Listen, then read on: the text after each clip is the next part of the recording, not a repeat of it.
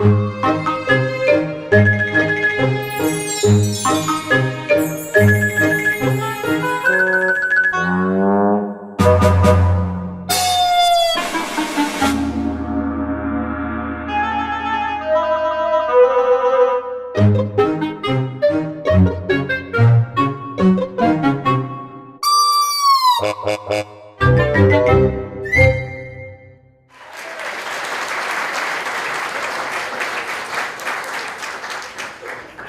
about a decade ago, I bought a condo downtown Orlando when it seemed like a great idea, and I was pricing a washing machine for my new condo. So I was pricing one of those European models that's the washer dryer all in one, and it was about $1,200, and that's just not a very sexy purchase. Who wants to spend $1,200 on a washing machine? So I thought, what else could I do with this money?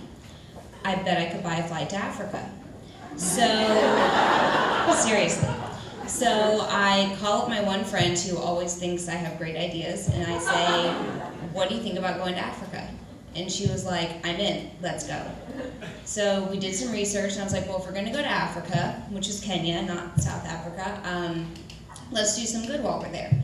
So we did some more research, and I found a school that we could volunteer on the east coast of Kenya, in this village for 2 weeks. So we get all of our plans together. I fly to New York, which is where she lives. We fly from New York to London. We spend a day in London. We fly from London to Nairobi. We spend 5 hours in Nairobi. We fly from Nairobi to Mombasa. We spend a good day in Mombasa, waiting for the cab driver to pick us up. So we get off the plane finally in Mombasa, and we both have to use the bathroom. And we're in Africa for about 20 days. We have a lot of luggage, and we plan to leave a lot of stuff there in the village. So I'm holding the cart, she's gonna go to the bathroom, and then we're gonna switch.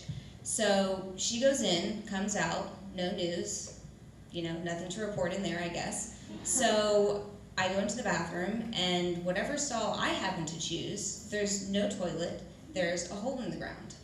And so, I guess this is what you do. So I'm trying to figure out how to go to the bathroom, and I've never been a good camper, so I've always been the one that pees all over her clothes if, you happen to be at an outdoor festival, a good concert, if you will. I'm the girl that pees on herself. So I figure out how to take off my pants, not put them on the ground, because I'm not going to pee on myself when I know I have a day in Africa, in Mombasa. I haven't showered in 3 days because of this trip.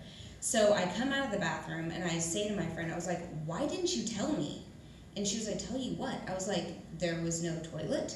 And she was like, I had a toilet. I was like a porcelain toilet? She's like, yeah. I was like, what stall did you go in? She's like, I went in the first one.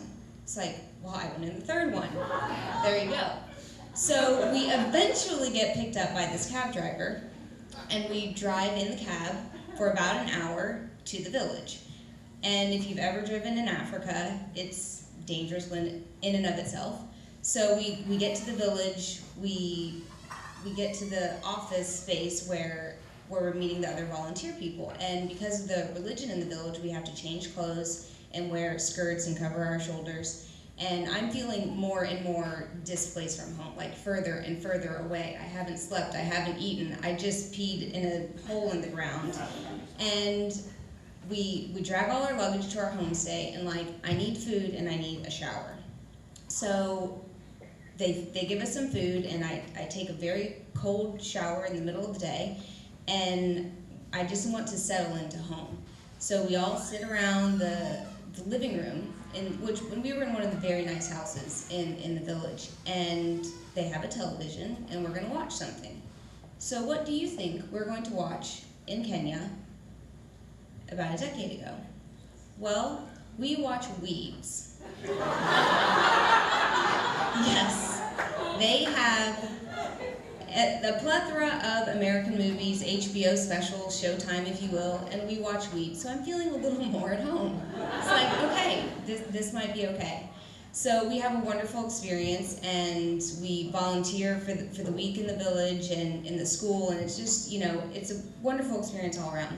So about halfway through that week, the kids had the day off. So what are we going to do? And we're told that there's a resort nearby, a real defined resort. What are we talking about here? Well, there's a pool.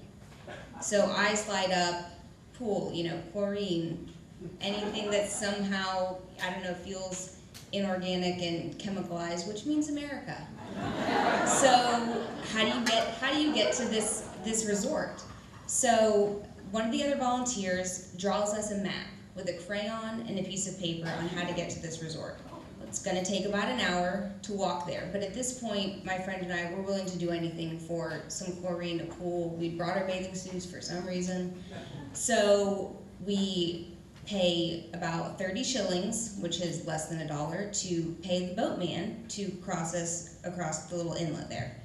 We get into the sisal plantation, and we walk for about an hour through the sisal plantation.